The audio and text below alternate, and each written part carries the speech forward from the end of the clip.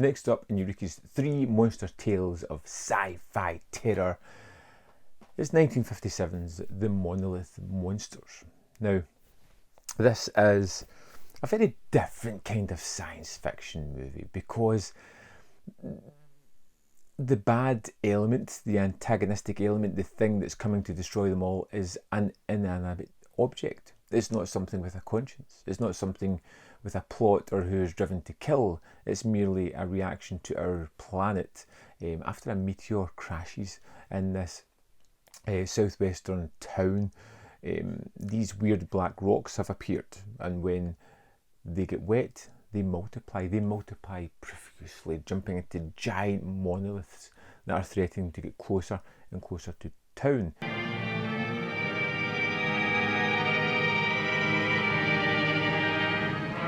They grow big, they fall and crumble and cause these kind of weird landslides. And when people get infected by it, they slowly start to turn to stone.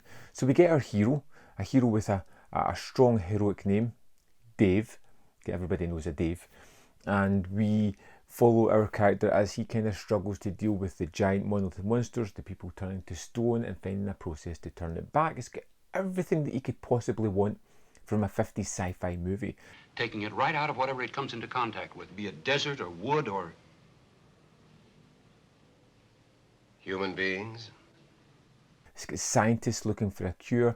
It's got people in peril. It's got a weird alien artifact that is causing all kinds of mischief to the planet.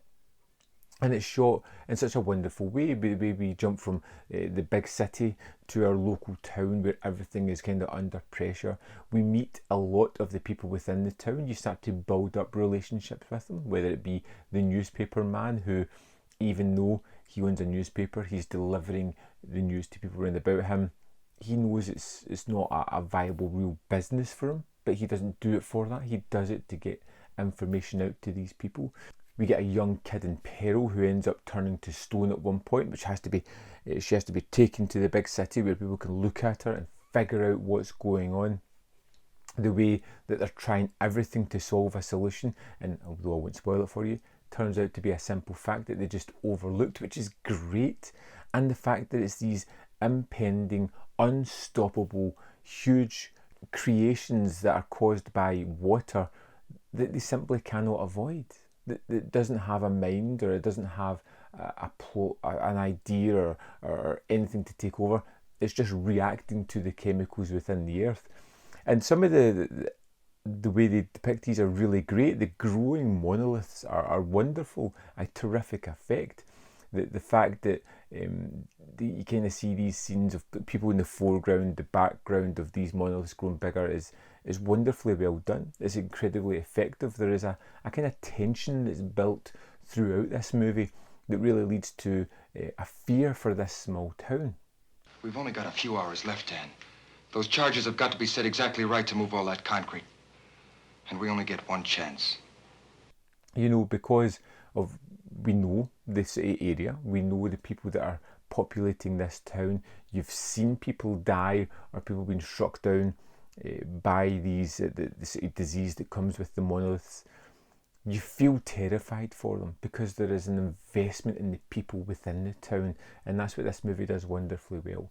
It gives you a silly kind of sci-fi premise. It gives you a kind of unstoppable alien creation, but it gives us people who are in danger, some who die, some who survive. It makes it all the more thrilling and exciting to watch that come to the forefront in this movie. Ben!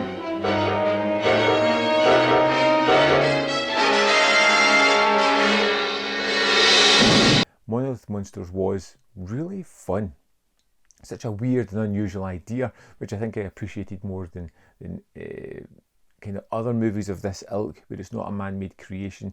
It's a genuine outer space creation, and it is unstoppable. You can't argue with it, you can't talk it down, you can't rationalise or reason with it. It just is what it is, and that kind of captured my imagination. I loved the main character of Dave. I loved his relationships that he had, the people that he bumped into and talked to, his drive to save the day as well. I was quite enamoured by Monolith monsters, and I move on to the last one, Monster on the Campus, which hopefully I'm got high hopes for. Should be great. I'd love to know your thoughts on this movie. Let me know in the comment box below your thoughts on the Monolith monsters. As always, there's more content up here.